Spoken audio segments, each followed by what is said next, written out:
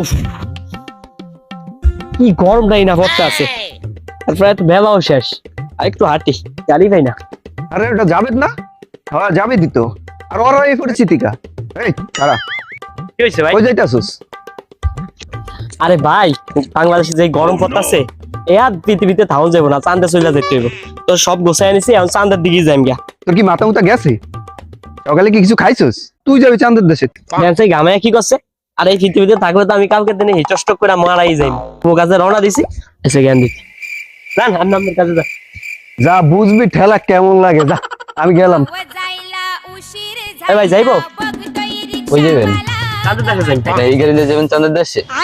আপনি যাইবে বলেন, না যাইবে না বলেন। কি বাংলাটা গাইছেন নাকি ইন্ডিয়াটা গাইতেছেন? মাথা ঠিক আছে?